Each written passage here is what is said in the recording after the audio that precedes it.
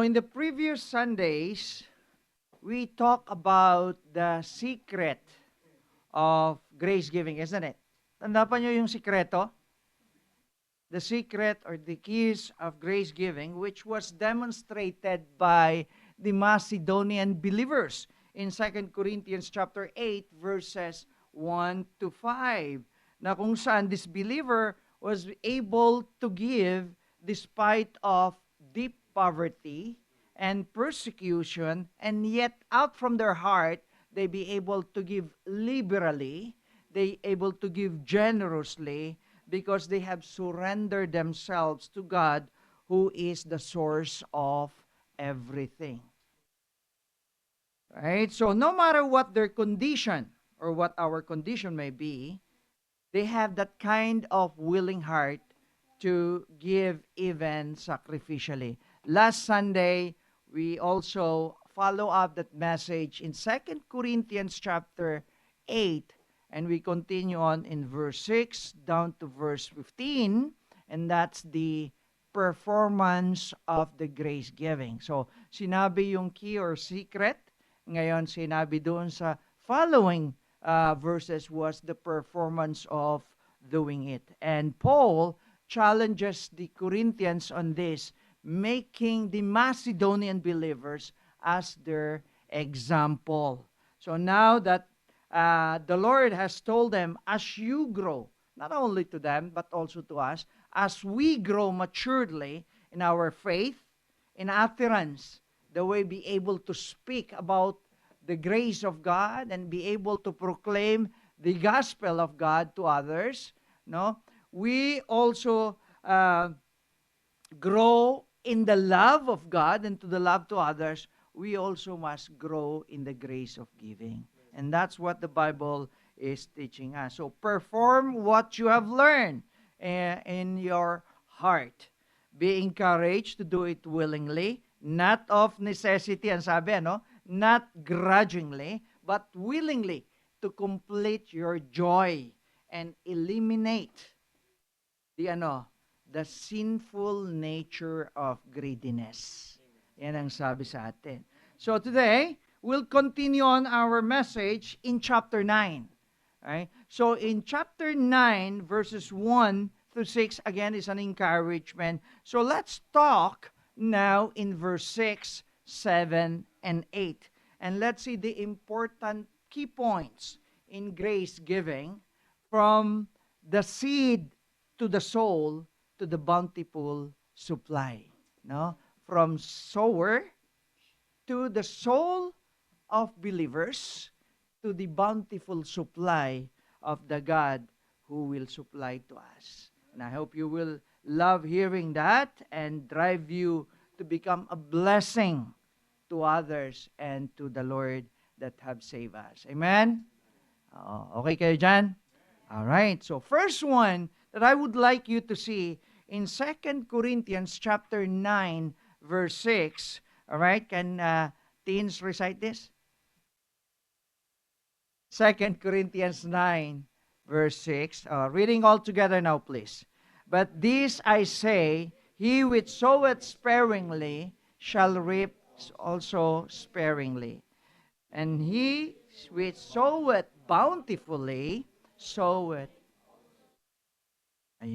shall reap also bountifully. And you will notice here, that is the law of harvest. Law of harvest. That is, we could say it's also the law of nature. Di ba? Depende. Kasi if you throw something on the soil, the seed that you will throw, if you put in only one, would you expect two to come? Definitely no. Possibly also, nothing will come. Because when the seed that you sow ay dead na, because the seed is already dead, then definitely nothing will come out. So farming is a prominent during those times. Even in our time, kaya lang, in Canadian context, it's all machineries. Right? It's all machineries. But then, I don't know whether you are taking your lawn, no? Because I'm taking care of my lawn, right? The front lawn and backyard lawn, whoever have the landed house here. And then, you don't just get a small or few pieces of seed so that you can have a beautiful, green, lustful grass in your lawn. No, you go handful and you throw it to the lawn so that there will be more grass that will come out. No? So yun yung principle ng agriculture. So Paul is using a metaphor dito with regards to the sowing. So farmer seed was their example, or Paul's example about resources. They, the people during those times, I ano, they were so careful of sowing seed. Because you know what? They are so careful in the sense that I don't want to lose so much rice on the ground. Rather, I will eat it. But the problem of that mentality is that when you keep all your seeds so that you can eat it, and you plant only few of them, then next generation or next season, you have only less harvest. Isn't it? Di ba? Yan ang mangyayari sa atin. So if a farmer grip that kind of fear or greed to hold back their seed to protect their current resources, they plant only few, and then definitely they will have only small harvest for that season.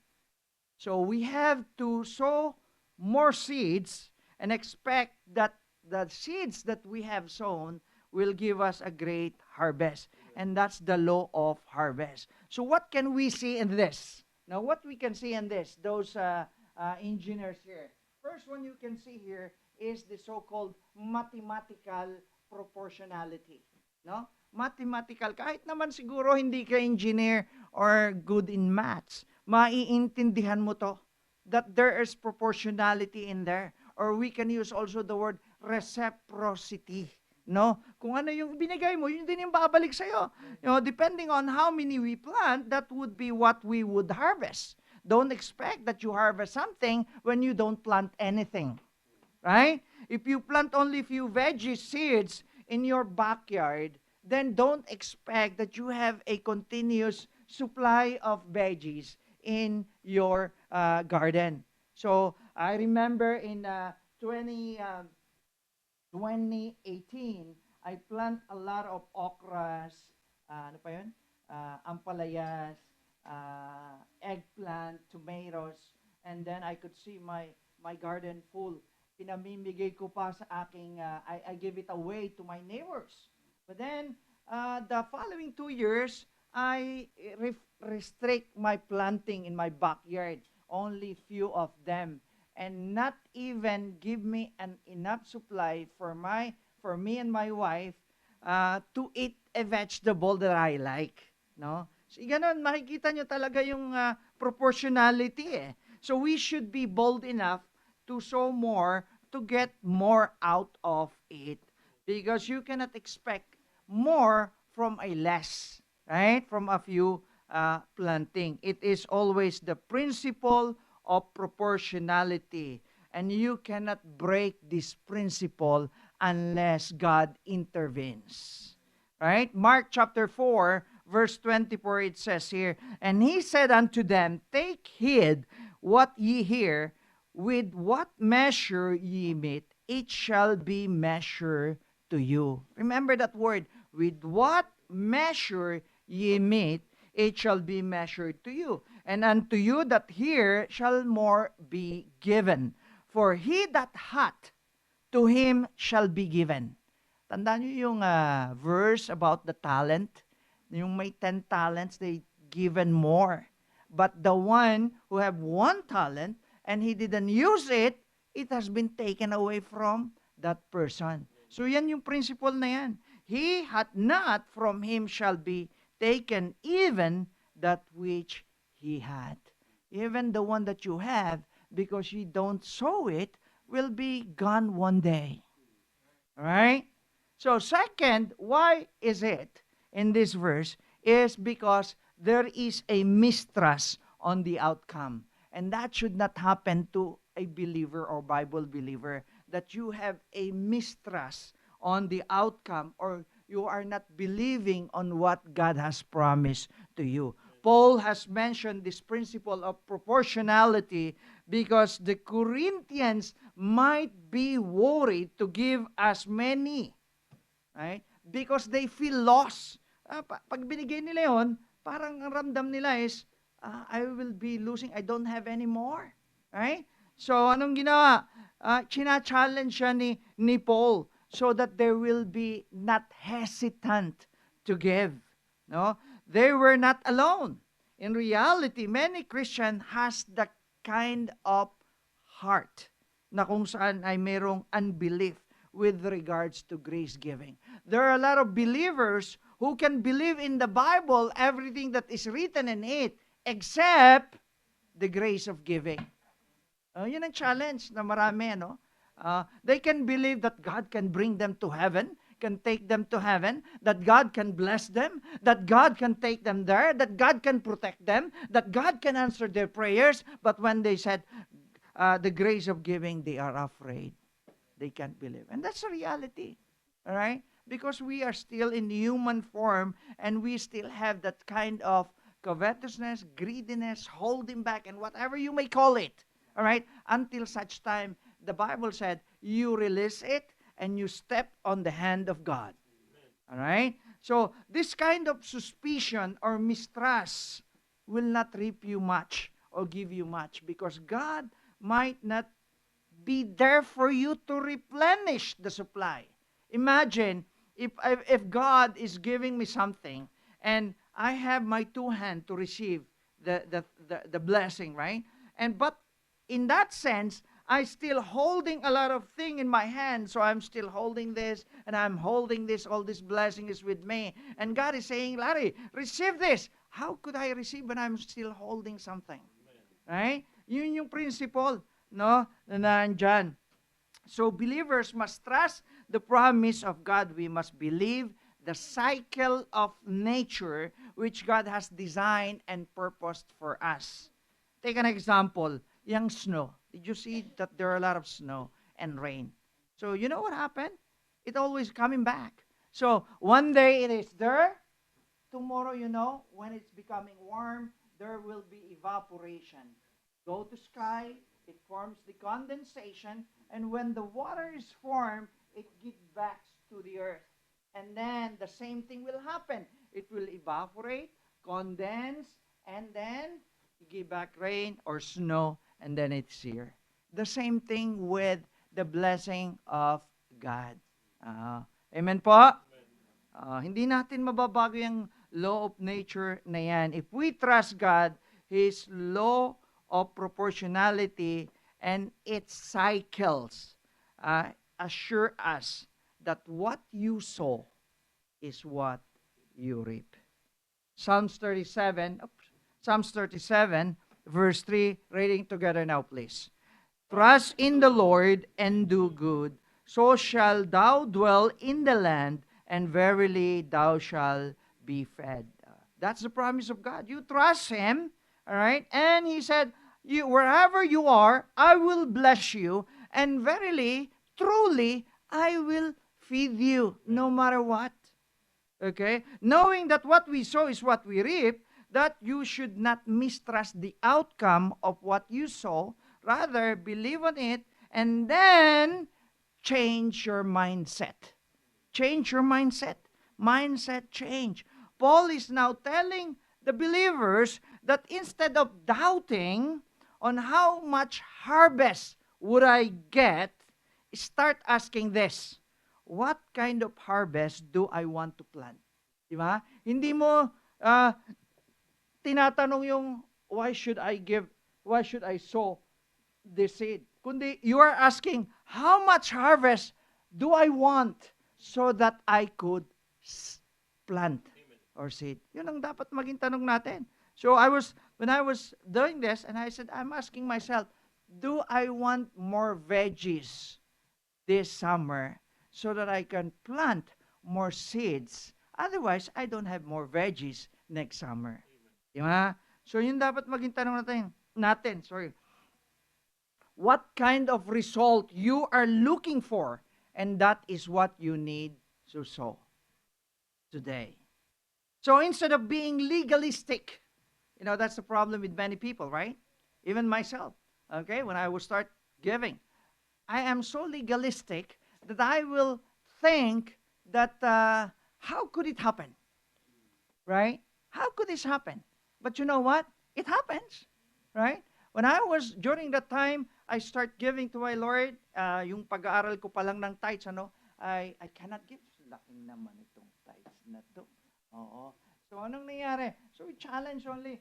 Sabi nung mga men, dahil may men's fellowship kami noon sabi, ganito lang gawin mo, sabi nung isang men, I learned how to tithe by little bit doing it until such time that I don't feel it anymore. Oo, so bigay siya ng bigay. Sabi niya, ganyan ang ginawa ko.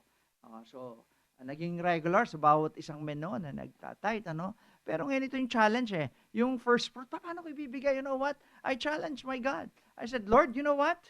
I want to give first fruit. Because this is the first thing that I haven't done in my life yet. No? Nung marinig ko yung first fruit. Sabi ko, this coming December, all right, I know that there will be evaluation in my company. And Lord, you know what? Give me bonus and I will give it to you all. God didn't fail me. He gave me a bonus, and as I have promised, Lord, this is not mine. I told you that this is yours.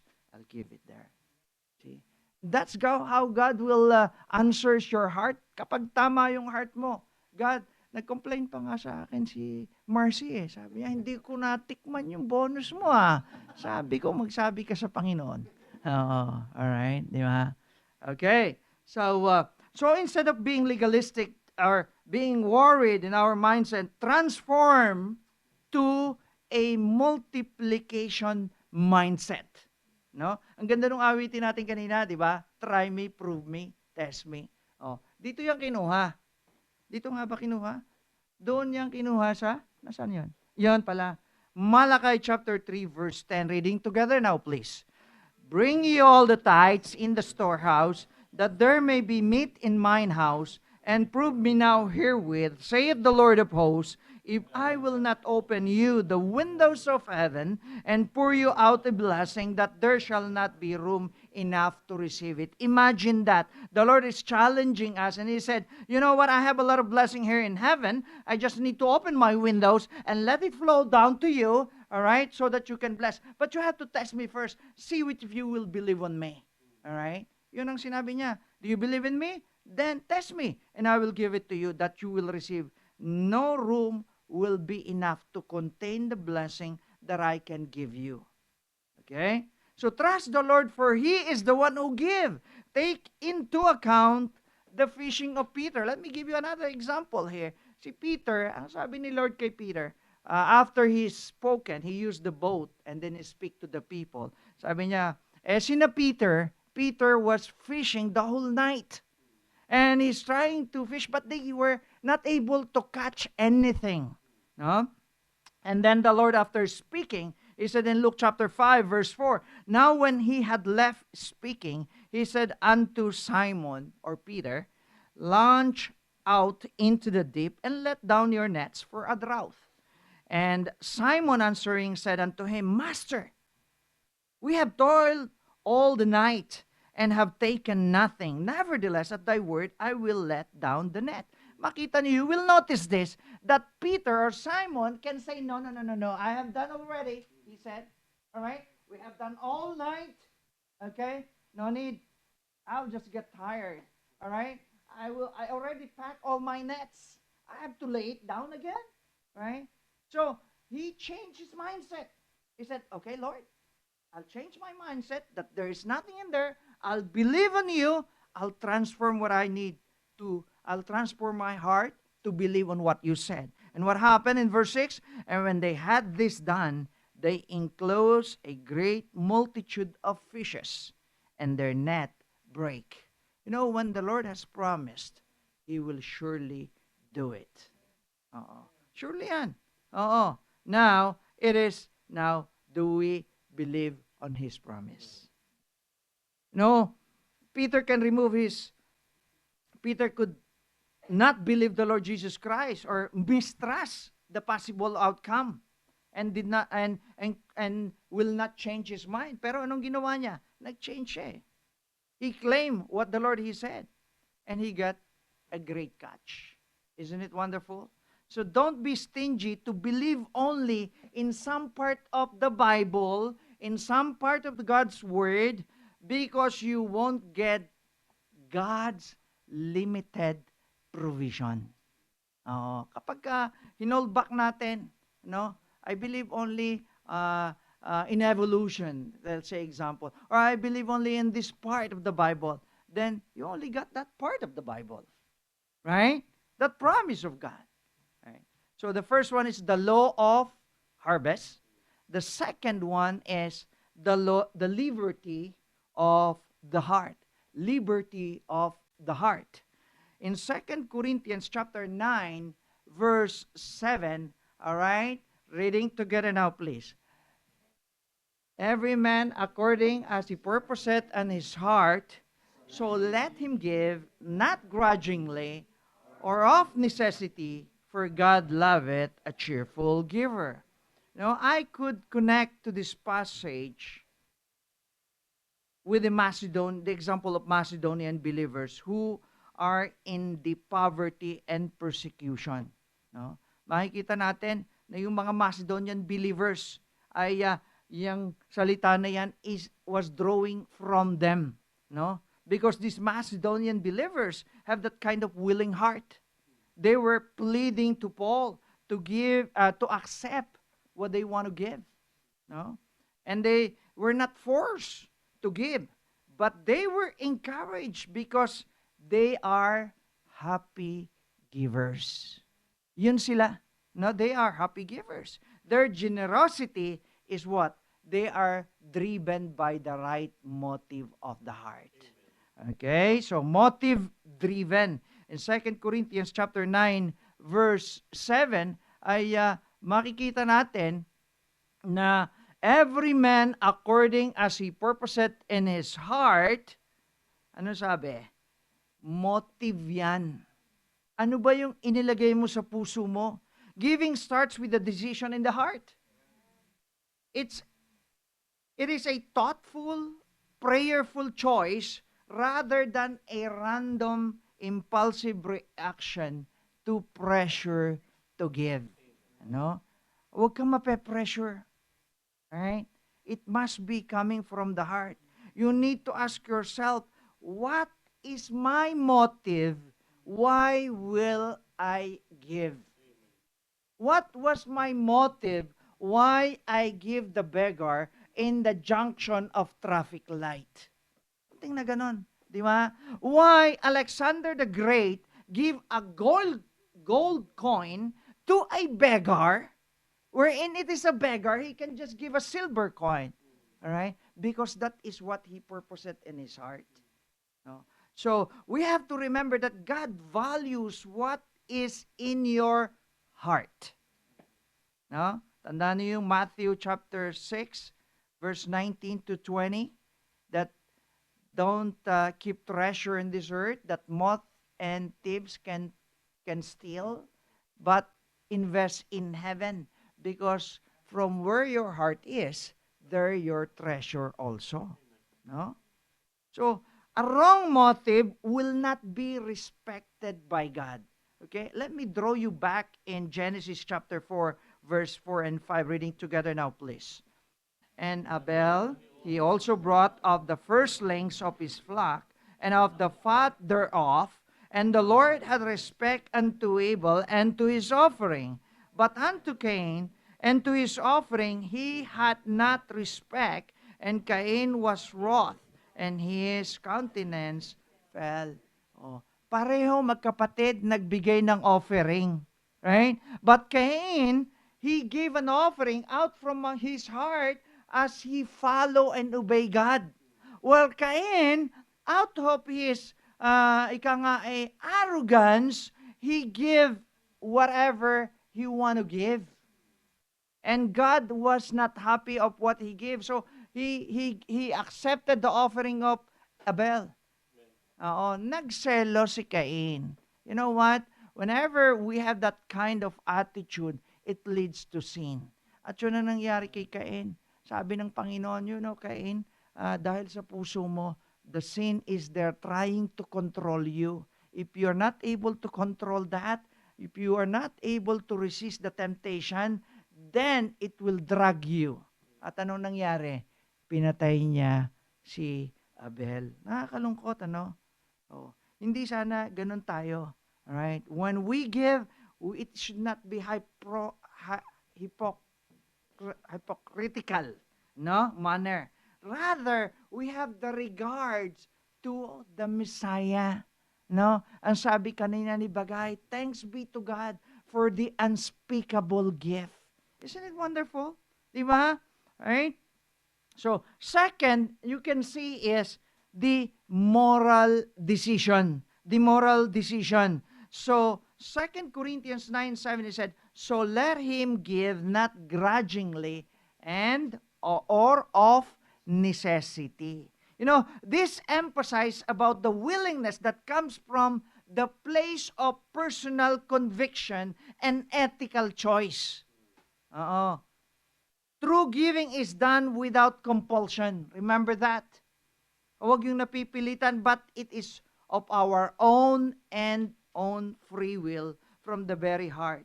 It is not directed by anyone. It is not forced by others, but according to our own determination. Remember this, God has given us a free will. No? We give not for the sake of giving or to please somebody. We have to have that right motive and a moral decision. No, we have to give morally, respectfully, and with honor to the one we want to give. The Lord God, He spoke in Deuteronomy chapter 15. Ang sabi dyan sa Deuteronomy chapter 15 verse 10. Reading together now, please.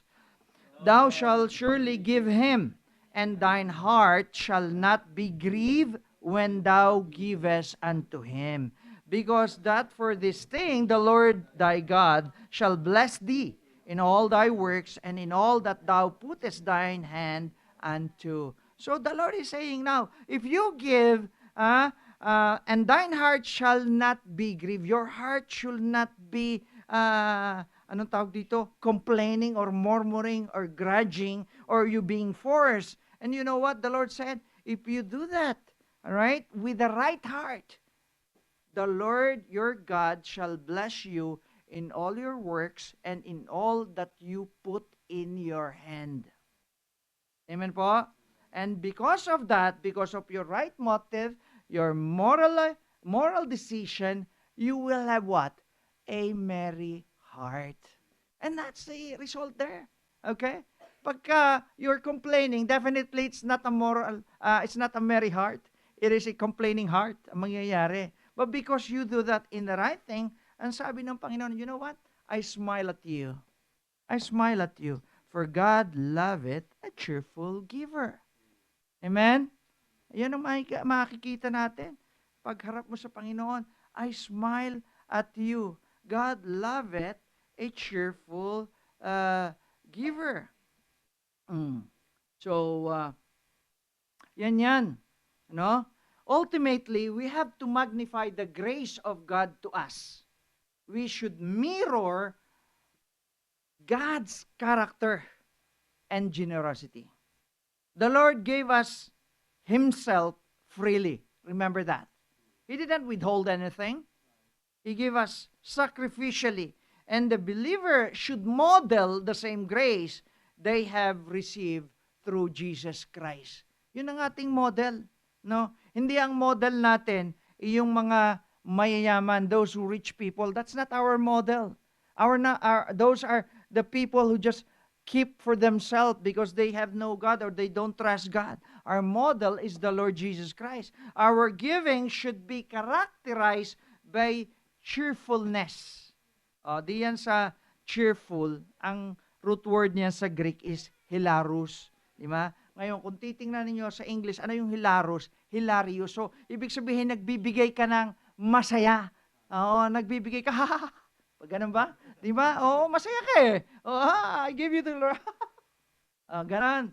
Nagbibigay siya. This should be our outward expression of our heart that we are not afraid of losing what we give. When we give, you give it away and you are happy because God is happy to you also if you do so. We should not be giving, we should be giving with joyful and high energy willingness. Dapat yung attitude natin. Because you know what? God values the attitude of the heart than the how much we give. Mas binabalyo ng Panginoon yung puso natin kaysa sa doon sa binibigay natin. Imagine if you are a millionaire and you are giving, let's say, half of your million, but you are complaining and grudging, matutuwa ba sa iyo yun? Di ba? Hindi. Oh. Whereas, if you take the example of the widow woman in Mark chapter 4, I believe, ang widow woman, he have nothing already. Yung 2 mites na lang ang pera niya. And when he put it there, nagklembang pa. Kasi yun na lang talaga eh. No? But then the Lord Jesus Christ, notice he said, you know what? Look at those. Right? Those people gave out of their abundance. But this widow woman, he gave out of her abundance of the heart. No. So yun ang dapat nating maging attitude. In order for us to achieve the attitude of willing heart, giving joyfully, we must practice intentional financial planning. That's the problem of many people, ano? They over leverage their budget. They already stressed out by taking debt. So the feel of giving to them is compulsion, force. Kasi wala na nga ako eh. Tapos magbibigay pa ako eh. Kasi ini-stretch mo lahat eh. Yun ang naging problema, no? Therefore, stewardship, remember this, is always involving planning and managing your means. At yun yun ang ginagawa ng mga believers noon. Right? Imagine the Macedonian, they don't have enough. They are persecuted and yet they're able to manage what they have. So avoiding all the unnecessary expenses. Sometimes, I used to check every month our expenses. Ako po kasi ang financial officer sa bahay namin, hindi si Marcy. No? So I always check that. And then makikita ko doon kung ano yung mga unnecessary expenses. No? So hindi ko dapat laging i-focus yung McDonald. Di ba? McDonald. Sabi ko, dapat bawas-bawasan natin itong McDonald na to. Bawas-bawasan natin yung pagbili ng mga kung ano-ano. Right? Let's focus in this thing. So, unnecessary expenses will stretch your finances. So, and then it ends up that you are not happy at the end of the month or at the end na mag-iisip ka na magigiving ka. Tutulong ka doon sa may namatay. I was talking on a car and one of her relatives died again. Naubos na eh. Sabi niya sa akin, Dad, we are the next batch. Naubos na yung mga ahead of us. No? And then, sabi niya, my heart is to extend help to them. Sabi ko, why not? Go ahead. Because alam mo yung, you know how to manage your finance. If you know that, you can even stretch out that fine so that you can help others. No? You can happily give despite of tight financial situation. And here is the principle that we get from Luke chapter 14 verse 28. Ang sabi diyan, for which of you intending to build a tower seated not down first and counted the cost, whether he have sufficient to finish it. Yan yung financial management na dapat nating matutunan. We look, right? I have my first tithe. I want to give this to the Lord. This is my mortgage. This is my insurances. This is my budget for the month. This is my emergency fund. And here's our squeeze. This is my budget that I will give to somebody else whom na may pangangailangan. Imagine pagka may budget ka ganyan, you'll be able to give. You know? So, when we set our heart with the right motive and decided to give respectfully and willingly, the outward expression of it will be what? Joyous act of giving. And God smiles to those whose heart is hilariously giving. Di ba? Gusto mo bang pagka nagbibigay ka, nakatawa ang Panginoon sa iyo, nakikita mo siya. Oo. May beggar doon, binigyan mo. Nakikita mo, the Lord is happy for what you have done. Remember, okay, again and again, the widow who gave 2 mites. The Lord commended him. Amen? Okay lang kayo? All right. And then, this is the sad thing sometimes. We don't follow the law of harvest. We have no liberty of the heart. And then, we want to claim the limitless supply of God. Hindi dapat, di ba? We need to follow the law of harvest. We need to be liberal in our hearts. And then, we can claim the limitless supply of God. Pumunta ka sa Mang Inasal, tapos ang in-order mo ay drinks lang. Di ba? Paano ka bibigyan ng unlimited rice? Di ba? Kailangan full meal ang o-orderin mo so that you can avail the unlimited rice in Mang Inasal, right? Di ba? Ganon din yan. In 2 Corinthians chapter 9 verse 8, reading together now please.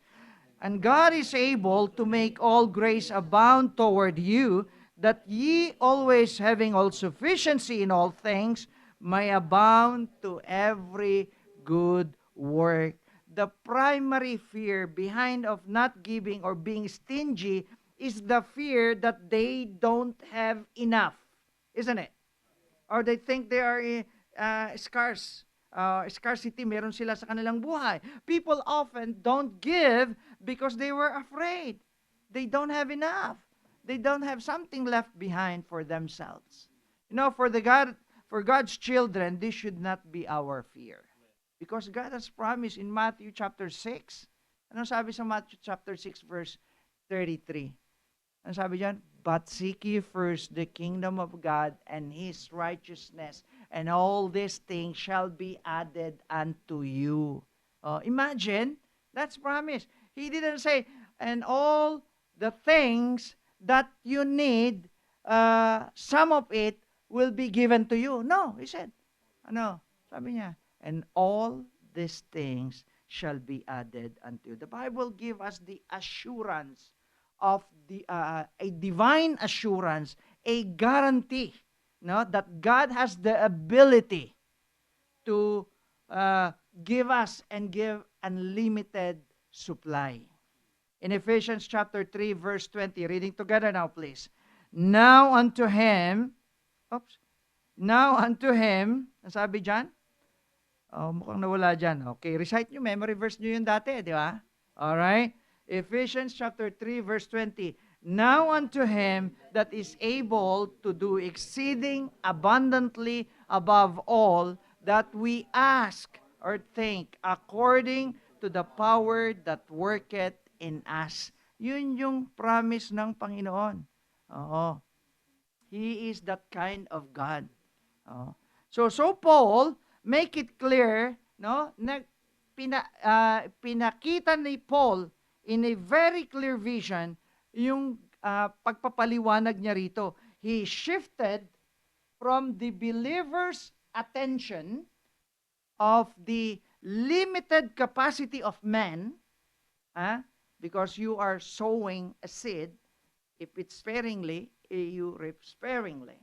Bountifully, you reap bountifully. So, you have only the seed bag, okay? But here, Paul is shifting from a believer's perspective or the farmer's perspective to what? To God's perspective of unlimited supply. Nag-shift siya dyan. The focus is not anymore the giver's bank account, but on the Creator's vast account. Our account, remember, this is temporary and limited. Minsan, nalulungkot ako dahil may mga kapatiran, alright, in the Middle East who ika nga ay gumawa nito na they invest money kasi they want more right? They will be getting 20%, 25% daw na sa mga schemes na mga kung ano, no? Pyramid or whatsoever. So what happened next? Oh, all is gone. Right? We need to be careful, no? Because all what we have is temporary. Sometimes we think it like, dadami ito, yayaman ako. But no, be careful on that. No? Our account is temporary and limited, but God's resources are eternal and infinite. Remember that. While personal account is based on human effort and subject to market fluctuations, God's account or God's resources as described as unlimited access or limited blessing accessed by faith. Tandaan natin Psalms 24 verse 1. If you remember that, the earth is the Lord's and the fullness thereof. Lahat yan sa Panginoon, lilikha niya yan Right? People have this notion that if I give away, I won't have enough for myself. Yun ang ng marami. But if you trust God, God can give you and replenish what you have given. In Philippians chapter 4, verse 19, reading together now please. But my God shall supply all your need according to the riches in glory by Christ Jesus. You just need to trust Him who provides. Because the Bible said, right, and God is able. Ano ang sabi pa ng padalawa? To make all grace abound. To make all grace abound. Which means that is the measure of grace giving. No? Kung titingnan nyo ang word na all grace. Naalala ko, Alex and Grace. Di ba? But all grace. Paul doesn't say some grace or just saving grace. But he uses the Greek word pas, no? Na kung saan which means all, every, the whole, the entire, which includes spiritual grace, mental grace, timing grace, whatever, having exactly what is needed on the right time. So God is able to make all grace abound. Another interesting word na makita nyo dyan sa all grace, yung word na abound, from the Greek word periseo, which means to exceed the requirements.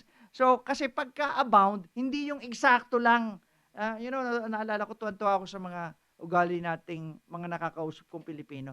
Kumusta ka na? Sakto lang po. Sabi ko, pati ba naman pangumusak? Sakto lang. Alright? Pagka sinabi mo, ganito, sakto lang po. Right? I don't want sakto lang. Sana running over. Isn't it better? Di ba? So, ang sabi ng Bible dyan, abound. No? It overflows. It exists. The quantity is more than enough. This suggests na yung fountain, pag naglagay ka, di ba, nakikita, naglalagay ka ng water bottle sa fountain. Hindi lang finifill up niya yung water bottle mo, kundi it overflows your water bottle that even floods the floor. That's how God blesses us. No? So, if God is mighty, then He is able to make all grace increase. Remember that. Not out of luck. Nakasabi lagi ng mga natin, di ba? Sabi natin lagi, good luck, bahala na. No, the grace of God is not bahala na. The grace of God is not a luck, no? But it is a deliberate action of God towards us. God is the one who will make it abound. God, remember this, God is the chef. Tama ba akong pronounce? The chef. Chef in the kitchen. Ikaw lang yung waitress. You just let God produce the food and take it and give it away. Di ba? Ganun ang trabaho ng chef? Oo.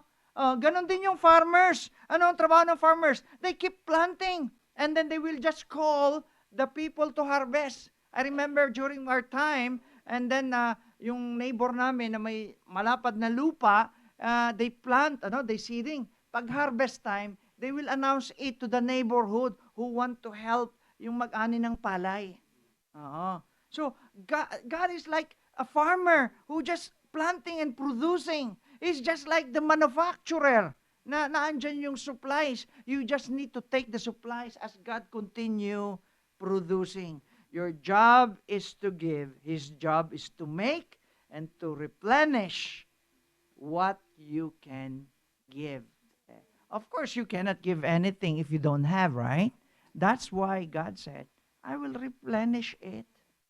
Okay? So thirdly, na makikita natin dito, is sabi niya, toward you. Hindi toward your neighbor. Di ba? Anong sabi niya kanina? Anong sabi natin doon sa verse ng 2 Corinthians chapter 9 verse 8? Excuse me. And God is able to make all grace, anong sabi? Abound toward you. Oh, di ba? Toward you. Can you say to the person around you or beside you, God is able to make all grace abound toward you. Right? Sabihin mo, toward you, you will be blessed. Oh, di ba? Dapat ganon tayo. Meron tayong, alam natin that God will increase the blessing abundantly toward you because He is a mighty God. Right? The Greek preposition this na ginamit dito yung tinatawag na is, E-I-S, o eyes, na often translated as toward. Pagka toward, papunta sa harap, di ba? Papunta sa iyo. And it's literally meaning more dynamic. Dynamic yan. It implies motion and direction unto the target. Ikaw yung target ng Panginoong Diyos. Toward you. Isn't that wonderful? The blessing. This is not just a general direction. It is personalized. It is intentional delivery to you. Wonderful, isn't it? Paul is telling that God tracks your specific needs and your specific sowing. Alam ng Panginoon ang puso mo, ang ginagawa mo. So, naka-record, natatrack down niya yan, na ito ang ginawa niya, ito yung ipinamimigay niya, and then what? And His provision for you, anong gagawin? It's directed to you. He put your name there. He put your address there. He called Amazon Prime and said, deliver it to them. Di ba? Ganon yan. It's ready for delivery for you. Kasi sabi ng Panginoon, ibinigay na niya, wala na siyang ibibigay uli, wala na siyang gagamitin. So God gave the replacement for it. The word towards you ensures that giver is never forgotten in the process of giving. Kahit na you have a heart na sabi mo, I keep giving, and yet no one gives me. No? Remember this, God will never forget you in the process of giving. God's grace is moving towards you with force or towards the believer. And you know what? His pipeline. Naisip ko lang kasi, puro pang engineer itong mga ginagamit kong word. Pipeline of blessing is flowing well and purposely designed so that it can nourish you. May pipeline yan na nakatoward sa iyo. Imagine, nakalagay nakatutok kay Kuya Ariel, kay PA. Blessing, siguro si PA, sabi niya, sige pa. Mas malaking pipeline daw towards you. Fourthly is the means of grace giving. The means.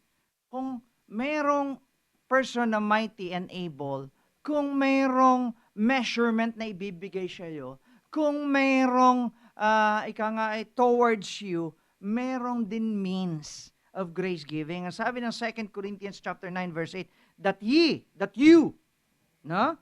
Always having all sufficiency in all things. How many times the word all is used here? Two. Two times, right? Oh, parang hesitant kayo eh. Eh, obvious naman two eh, di ba? Oo. Pero, yung always ay kamag-anak ng all, di ba? Di ba? Kamag-anak ng all. You know, the word always from Greek word is pantote, means all times and every time. Yun ang sinasabi dyan, ano? This is not an emergency purpose only. It's not an emergency promise to you that God will give you when you need it. Hindi, God will replenish definitely. It implies a steady stream of God's grace rather than a one-time jackpot in casino. Di ba? Yan ang gusto natin, di ba? Alright? We always give money to the lottery because we want a jackpot. Right? We want a big hit. Alright? But you keep on paying, keep on throwing, nothing comes back. Oh, right? But that's not the Word of God. The grace of God is there flowing. You know, another fascinating word na makikita niyo dyan is yung all-sufficiency. Nang sabi, pas autarkian, which describes self-satisfaction and contentment. Meron ng always, meron pang self-satisfaction because you have all-sufficiency. You are content. A person who was totally self-sufficient. Not because he have the full strength, not because he can, but because of God's grace that is directed towards you. Yan. No? A third interesting word diyan ay ano pa? In all things. In all things, which mean God doesn't just provide for your spiritual needs. Oh, ano lang yan? Dahil nasa church kayo, parang gano'n. No, it's not. In all things, claim that promise. All right? It covers the totality of your existence. You have the confidence that all resources, whether be it emotional, whether be it spiritual, whether be it physical or material, those are all available to you to meet the demand of the grace of giving. Nandyan lahat yan. You know, clearly, God is able to increase and will so increase all your resources. Remember that. So that you shall have the sufficiency, a perfect and entire sufficiency, sufficient enough, which shall give you satisfaction and contentment at all times, so that you can give cheerfully. Makikita natin, in all sufficiency, I am satisfied that I will be able to give. Lahat niya binanggit, in all things. And that's result to the fifth one, the ministry of grace giving. The ministry of grace giving. Recite nga natin, 2 Corinthians chapter 9, verse 8. Tandaan nyo? No? And God is able to make all things abound towards you, that ye always have sufficiency in all things, may abound to every good works. So after Paul establishes that God is mighty, God is able, He can increase, He can give towards you the motion of blessing, He can give you the means of blessing, God declares that He can make abundant all the grace so that, you know what? It doesn't stop you. You know, the grace of God, if it stops on you, then it doesn't flow. Means you will not be replenished. Oh, He makes it abound so that it can flow through you. Ang sabi dyan, may abound to every good work. The abundance of grace that God has provided is for us to abound in every good works, be it in the church, be it in the community, be it in your family, be it with others. That is the ministry of grace giving. No.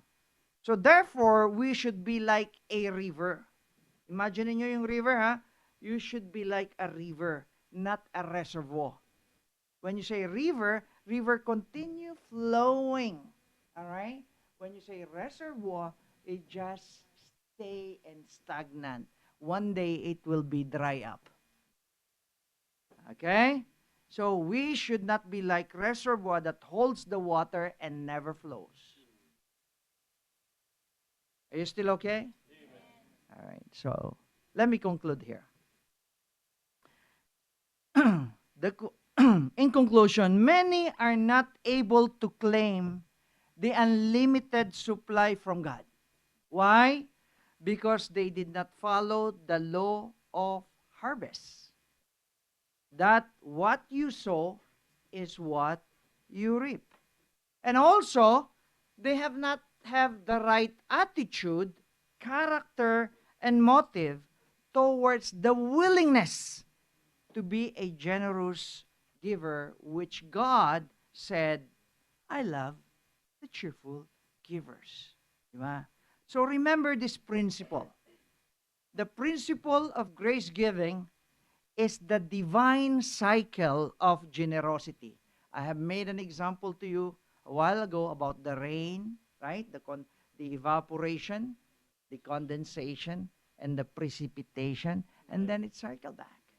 That's the principle of grace giving. It's a divine cycle of generosity. It moves from the physical act, which is the law of harvest, to the spiritual transformation, which is the liberty of the heart, resulting in a supernatural outcome, which is the limitless supply of God towards us. So through biblical giving is not a financial transaction or a burdensome obligation, but a spiritual investment governed by the law of harvest. When we give cheerfully, we move out from the mindset of not enough to a mindset or into the economy of God's abundance. Nag-move ka doon sa ikaw, papunta doon sa Diyos. This principle concludes that God doesn't just replace what was given, but He provides all sufficiency in all things, in all times, so that the giver becomes perpetual channel for every good work. Di ba? Napakaganda. Be a channel of blessing. Right? So shall we all rise, please? Now, my brothers and sisters, examine yourselves. You have heard a message this morning about the principle of giving. Now, check your heart. Where nasaan ba yung aking shortcoming? Where is my shortcoming? Is it from not taking to the heart that what you sow is what you reap? Yun ba yung issue mo? You don't believe in what you sow and what you reap? Or probably your issue is that you have a wrong motive or wrong attitude and character that hinders you to be a blessing to others. Yun ba? Pray to God and ask God to help you on that. Or are you jumping ahead to the abundant blessing that God can provide you? Kine-claim mo na agad yung blessing, hindi mo pa naman nag-empty ng iyong lalagyan. Right? While you are forgetting that God is the giver of everything. Is that your shortcoming? That you forget that God is the giver of everything? Remember this. You cannot outgive God because He provides both the seeds for the sower and the grace to ensure the sower never run dry. Remember that. God is the provider of that seeds. so that the sower, the souls, will not run dry. Go to the Lord and ask Him. You and God alone knows your situation. I don't know you. I don't know what's your situation.